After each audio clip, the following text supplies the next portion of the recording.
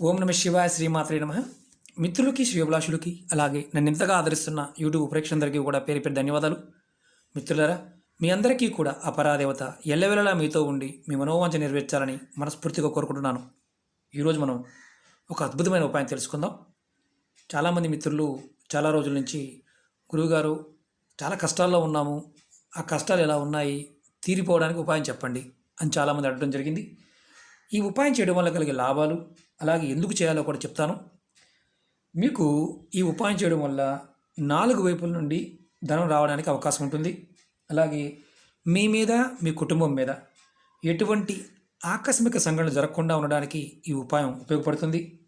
అలాగే ఆర్థిక సమస్యల నుండి బయటపడడానికి, అప్పులు, బ్యాంకు లోన్లు ఇలాంటి వాటి నుండి బయటపడడానికి ఈ ఉపాయం రామబాణంలో పనిచేస్తుంది. అలాగే మనం ఎందుకు చేయాలి అది కూడా తెలియాలి కదా. మీకు ధన రాబడి అనేది లేదు, ధనం వస్తున్నా నిలబడటం లేదు. మీరు ఇటువంటి సమస్యలతో బాధపడుతూ ఉంటే ఈ ఉపాయం చేయవచ్చు.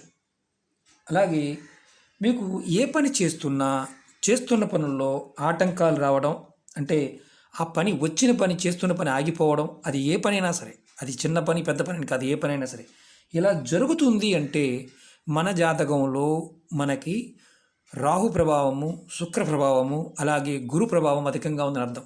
దానితో పాటు శని భగవానుడు కూడా నీచంగా ఉన్న దశలోను, అంతర్దశలోను, విదశలో ఏదైనా సరే నీచంగా ఉన్న చేస్తున్న పనుల్లో విపరీతమైన ఆటంకాలు వస్తాయి.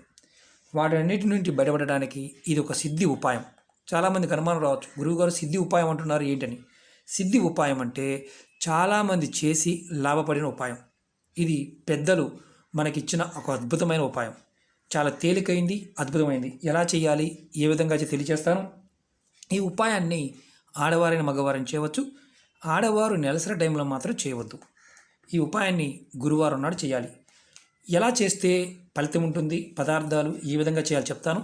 అలాగే మీకు ఈ వీడియో నచ్చినట్లయితే లైక్ చేయండి, నా ఛానల్ని సబ్స్క్రైబ్ చేసుకోండి, పక్కనే ఉన్న గంట సింబల్ని యాక్టివేట్ చేసుకోండి, 10 మంది మిత్రులకి షేర్ చేయండి.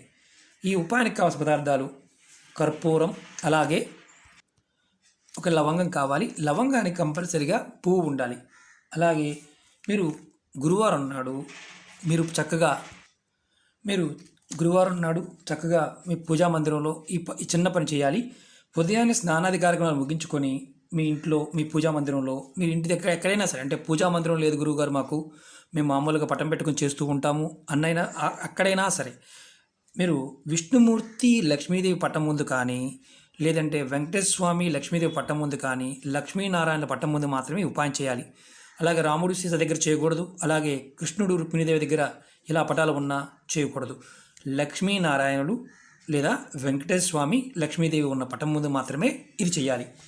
మీరు చక్కగా మీ పూజా మందిరంలో స్వామివారికి పువ్వులు, మీకు దొరికిన పువ్వులతో చక్కగా అలంకరించి మీరు నమస్కారం చేసుకొని స్వామివారి ముందు మీకు ప్రమిదుల్లోనూ ఏదైనా, లేదంటే కుందులున్నా సరే దానిలో ఆవ నూనె, ఆవాలతో చేసిన నూనె ఇలా ఉంటుంది, ఆవ నూనె. ఈ ఆవాలతో చేసిన నూనె ప్రమిదుల్లో పోసి 2 ఒత్తులు వేసి దీపారాధన చేయండి. దీపారాధన చేసిన తర్వాత అంటే పటం ముందు చేయాలి. ఇప్పుడు ఇలా పటం ఉందనుకోండి, ఇటు పక్కన చేయండి.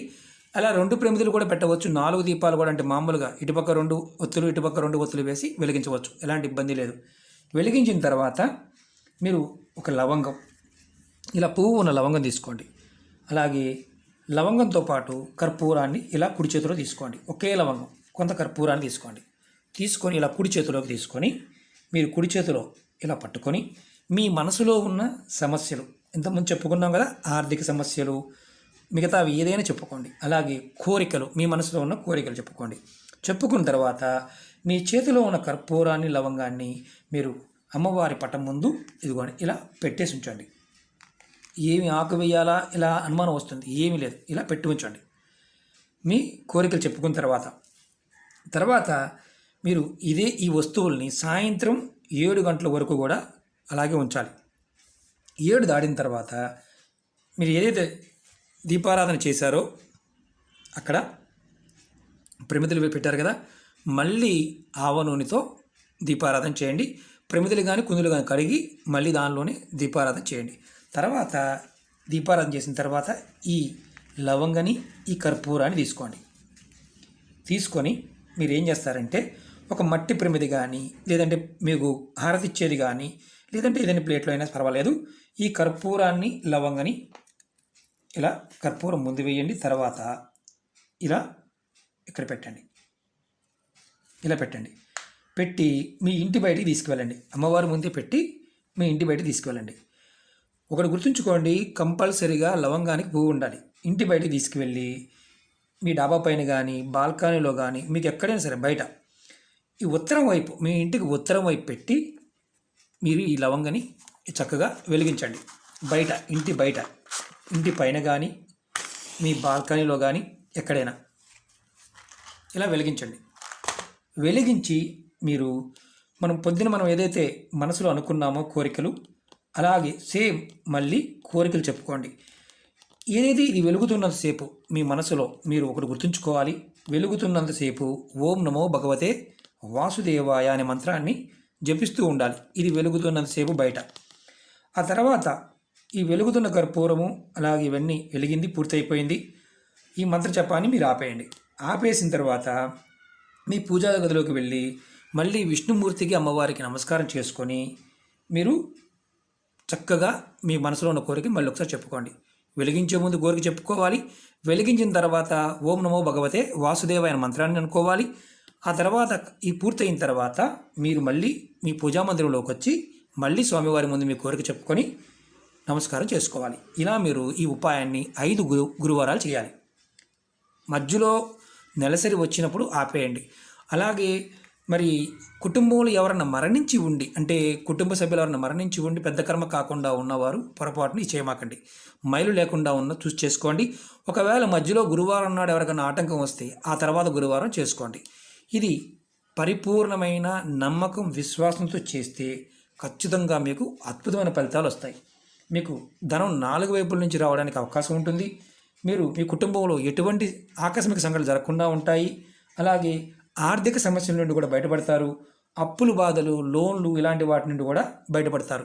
ఒకవేళ గురువుగారు మాకు ఇంటి బయట మాకు అవకాశం లేదు అంటే, ఇది కాల్చే అవకాశం లేదు గురువుగారు, మాకు ఉత్తరం వైపు ఖాళీ లేదు, ఉత్తరం వైపు చేయడానికి ఇంటి పైన చేయవచ్చని చెప్పాను, డాబా పైన చేయవచ్చని చెప్పాను, బాల్కనీలు చేయవచ్చని చెప్పాను. మీ ఇంటిలో ఎక్కడైనా సరే ఉత్తరం వైపు చేయాలి. ఇంటి లోపల కాదు, బయట. అది కూడా ఇంటి బయట ప్రదేశంలో కూడా చేసుకోవచ్చు. ఇంటి లోపల కాదు, ఇంటి బయట బాల్కనీలో కానీ ఎక్కడైనా సరే చేసుకోవచ్చు. అది కూడా ఆ బాల్కనీ నిలబడితే ఉత్తరం వైపు పెట్టి చేసుకోవాలి. అంతేగాని మీకు ఒకవేళ చేసుకునే అవకాశం లేకపోతే పొరపాటున ఈ ఉపాయాన్ని చేయవద్దు.